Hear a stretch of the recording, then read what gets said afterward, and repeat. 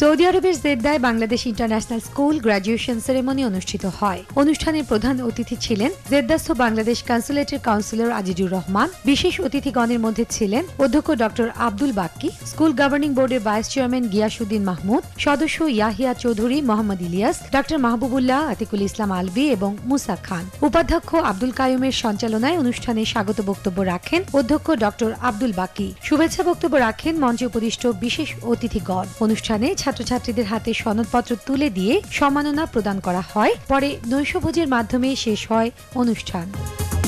বাংলাদেশ আওয়ামী যুবলীগ সংযুক্ত আরব আমিরাত কেন্দ্রীয় কমিটির উদ্যোগে বর্ধিত সভা অনুষ্ঠিত হয়েছে। শারজা বাইতি হোটেলের হলরুমে আমিরাত যুবলীগের সভাপতি এম সাইফুল আলমের সভাপতিত্বে ও সাধারণ সম্পাদক এস এম নিজামের উপস্থাপনায় অনুষ্ঠানে বক্তব্য রাখেন সিনিয়র সহসভাপতি প্রকৌশলী জাহাঙ্গীর আলম, মোহাম্মদ তাজউদ্দিন, সাংগঠনিক সম্পাদক এস এম শফিকুল ইসলাম। উপস্থিত ছিলেন মোহাম্মদ হোসেন মানু, প্রকৌশলী এনামুল হক, বশির ভুঁইয়া, মোহাম্মদ হেজাজ, সেলিম ব্যাপারী ও আবুল কালাম ভুঁইয়া। পরে কমিটির সম্মতিক্রমে শেখ কামাল ও মোহাম্মদ আলী চৌধুরীকে সহসভাপতি এবং সাইফুল ইসলাম ও প্রকৌশলী কাইয়ুমকে সহ সম্পাদক করে আমিরাত যুবলীগ কেন্দ্রীয় কমিটিতে অন্তর্ভুক্ত করা হয়। বাংলাদেশ আওয়ামী লীগ শিল্প অঞ্চল নবগঠিত শাখা কমিটির অভিষেক অনুষ্ঠান অনুষ্ঠিত হয়। বাংলাদেশ আওয়ামী লীগ শিল্প অঞ্চল শাখার সভাপতি মোহাম্মদ ইউসুফ পিঠুর সভাপতিত্বে প্রধান অতিথি ছিলেন স্থপতি মতিউর রহমান কামাল। বীর মুক্তিযোদ্ধা মোহাম্মদ মিজানুর রহমান ও আবু সাইদের যৌথ সঞ্চালনায় বিশেষ অতিথি ছিলেন বাংলাদেশ আওয়ামী লীগ দাম্মাম কেন্দ্রীয় কমিটির সাধারণ সম্পাদক আবুল হাশেম হাসান, শিল্প অঞ্চল কমিটির প্রধান উপদেষ্টা আব্দুল হক, জহিরুল হক, হারুনুর রশিদ, খান মাহবুব সেলিম সহ আরও অনেকে।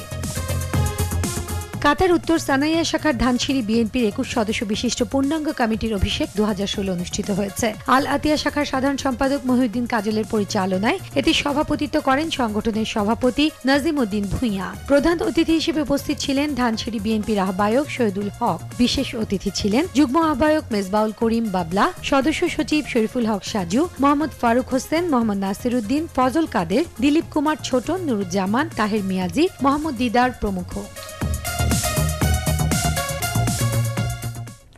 দেখলাম প্রতিবেদন। একটা ফোন আছে আমাদের সঙ্গে। হ্যালো হ্যালো, আসসালামু আলাইকুম। ওয়ালাইকুম সালাম। দর্শক নাম বলে প্রশ্ন করবেন। আমার নাম শাহেদ। আমি একটা প্রশ্ন করতে চাই কাতারের যিনি আছেন আকাশ সাহেবের কাছে আমার একটা প্রশ্ন, যে বাংলাদেশি যারা শ্রমিক কাতারে যান তারা অনেক সময় কাতারে গিয়ে ওই খনিতে কাজ করেন, খনি শ্রমিক হিসেবে। ওখানে অনেক সময় অ্যাক্সিডেন্ট হয়, কাতারে গিয়ে অনেক বাংলাদেশি শ্রমিক আহত হন। তো কাতার সরকার কি এক্ষেত্রে কি কোনো ক্ষতিপূরণ দেয় বাংলাদেশি শ্রমিককে, বা ওখানকার চিকিৎসা সেবা কিরকম?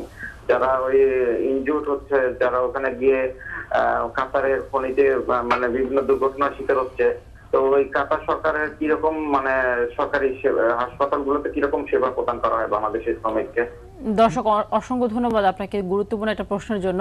আপনি আমাদের অনুষ্ঠান দেখতে থাকুন, আমরা নিশ্চয়ই আপনার প্রশ্নের উত্তরটা দেওয়ার চেষ্টা করব। তার আগে আমি একটু কথা বলে নিচ্ছি।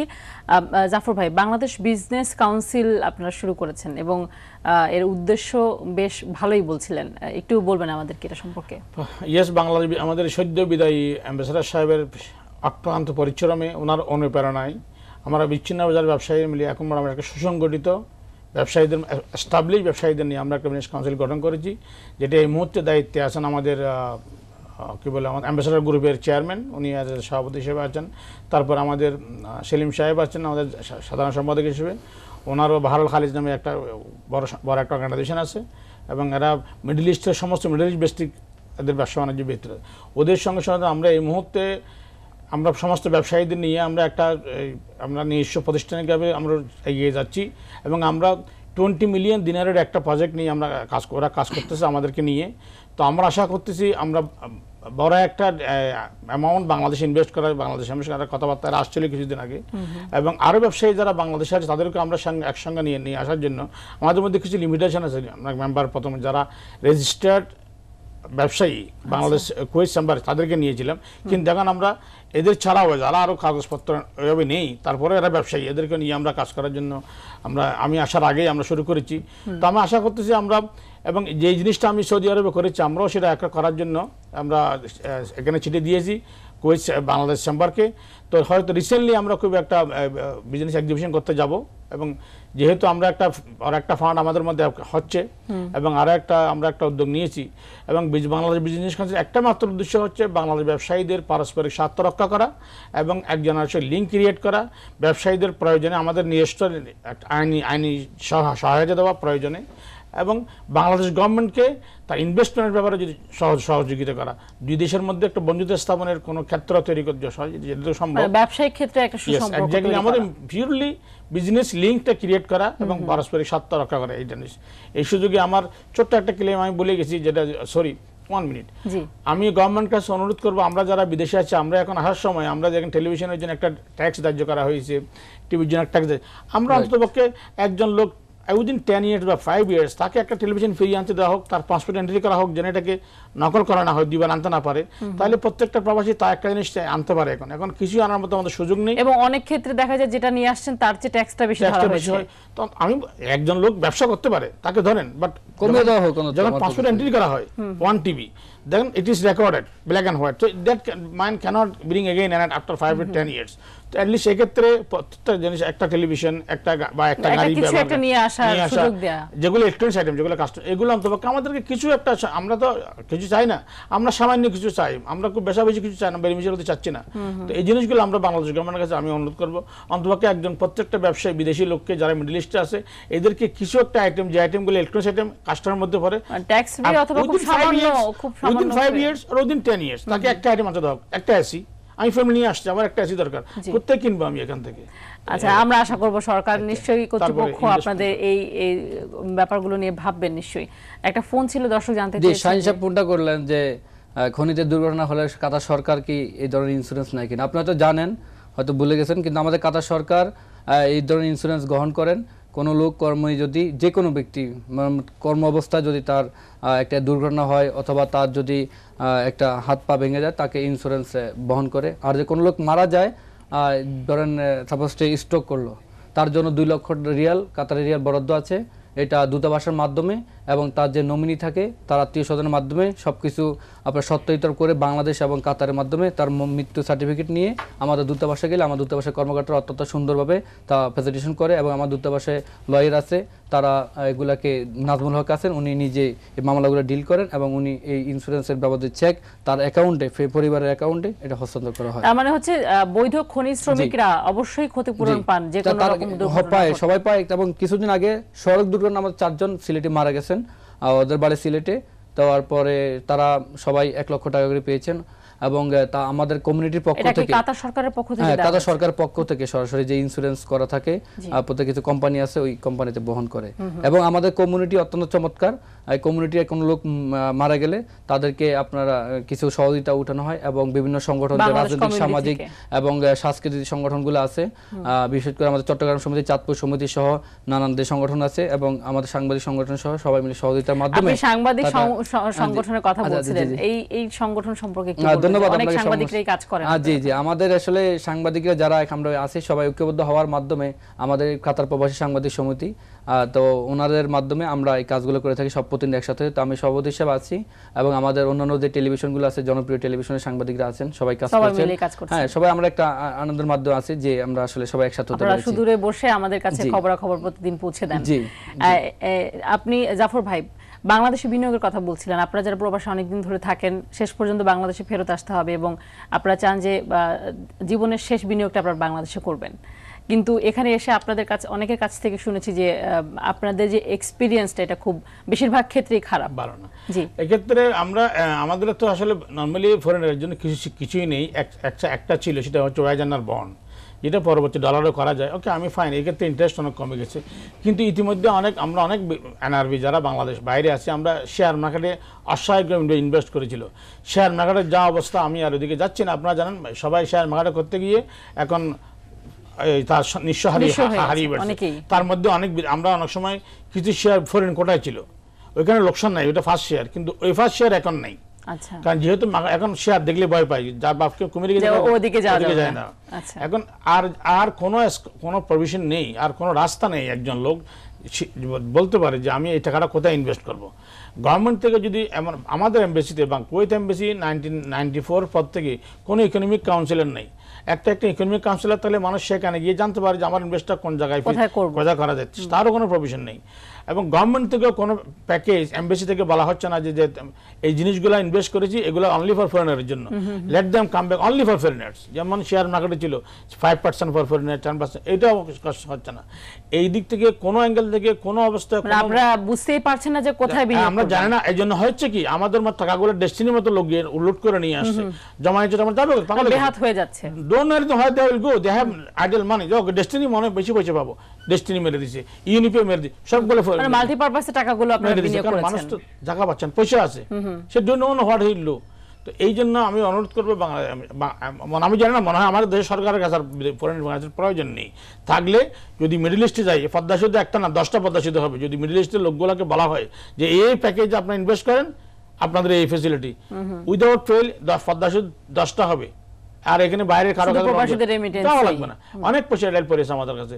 এটা আমি গভর্নমেন্টকে অনুরোধ করব বিশেষ করে। আর আজকের এখান থেকে আমি একটা দিনে, যেহেতু রমজান আসছে, আপনাদের সবাইকে রমজান করিম অ্যাডভান্স আমার পক্ষ থেকে, আমার কলিগের পক্ষ থেকে, আর ওনাকে কংগ্রেচুলেশন। আমি একটু আকাশ ভাই, আমি অনেকদিন ধরে আপনি কাজ করছেন, যেহেতু আপনি একটা সমস্যার কথা আমাকে বলেছেন যে অনেক বাংলাদেশি নেপালের পাসপোর্ট নিয়ে গিয়েছে এবং তারা শেষ পর্যন্ত বাংলাদেশিদের জন্য কিন্তু বিপদ ডেকে এনেছে। নেপালের পাসপোর্ট একটা বাংলাদেশি কিভাবে নিচ্ছে? আমাদের বাংলাদেশিরা, ধন্যবাদ প্রশ্নটা করার জন্য, আমাদের বাংলাদেশিরা প্রথম নেপাল গিয়ে পাড়ি জমায়। ওইখান থেকে তারা কিছু 2-4 দিন বসবাস করার মাধ্যমে বিভিন্ন দালাল ধরে তারা পাসপোর্ট তৈরি করে, কারণ এখানে সীমান্ত দিয়ে যাইতে সহজে, আপনি জানেন, তারা বিভিন্নভাবে যায়। এবং ওই পাসপোর্ট নিয়ে তারা কাতারে আসে। কাতারে আসার পর তারা নেপাল আপনার ন্যাশনালিটি পায়। কিন্তু তারা 1 বছর, 2 বছর, 3 বছর কাজ করলো, অথবা 2-4 দিনই কাজ করলো, গিয়ে কোম্পানি কোনো কারণে তাদেরকে পাঠিয়ে দিবে, তখন তারা থাকতে যাচ্ছে, তারা আবদার করে এখানে যে আমরা থাকবো, অথবা তাদেরকে বিভিন্নভাবে হয়রানি হয়। অনেকে কোম্পানি হয়তো বা খোঁজখবর নেয় না কোনো কারণবশত, সবাই না, 2-1 যারা বাদ পড়ে।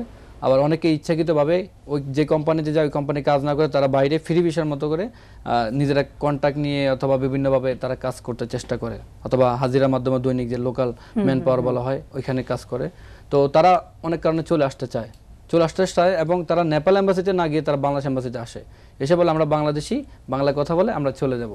তখন দূতাবাসের কর্মকর্তারা তখন তাদেরকে বিভিন্নভাবে প্রশ্ন করে এবং তারা বলে, অস্বীকার করে না। পরবর্তীতে তারা একটু ঘুরে ঘুরে বলে যে হ্যাঁ আমরা নেপালের পাসপোর্টে এসেছি, এখন আমরা বাংলাদেশে যেতে চাই। কারণ নেপালের পাসপোর্টে যাওয়ার কারণ কি? নেপালের পাসপোর্ট যাওয়ার কারণ আপনাদের জানেন যে ভিসা বিজনেস যেটা, হ্যাঁ, আদম ব্যবসা যেটা, তারা অনেক লোকজন এখান থেকে গিয়ে ওইখানে বসে আছে, কোনো কাজ নেই, তারা শুধু ভিসা বিক্রি করে চলে।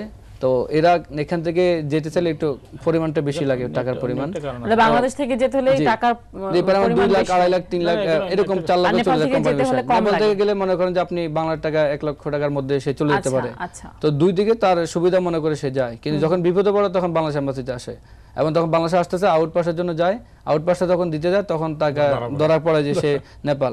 তো এই জন্য আমাদের অনেকে কর্মকর্তা অনেকের হয়রানির শিকার হয় এবং অনেকে হয়তো আসতে পারে না। এই সংখ্যাটা কি রকম হতে পারে? অনেক বেশি। এই সংখ্যাটা হতে পারে সর্বনিম্ন হয়ে যাবে প্রায় 20-25 হাজার মতো আছে। তো এইটা নিয়ে কি বাংলাদেশ দূতাবাস কোনো কাজ করছে? হ্যাঁ, কাজ করছেন, এরকম আপনাদের বিভিন্নভাবে তারা প্রচারণা চালাচ্ছেন, তাদেরকে না আসার জন্য রিকোয়েস্ট করছেন এবং তাদেরকে বোঝানো হয়, কিন্তু যারা যায় তারা ঘুরে ফিরে আবারও যায়, তাদেরকে আসলে করে রাখা যায় না। আশা করি আমরা অলরেডি আমাদের নতুন অ্যাম্বাসেডর আসছেন, উনি বিভিন্নভাবে এই ধরনের প্রতিকূলতা অবস্থা দূর করার জন্য কাজ করে যাচ্ছেন। আমরা আশা করি সমস্যার সমাধান হবে নিশ্চয়ই।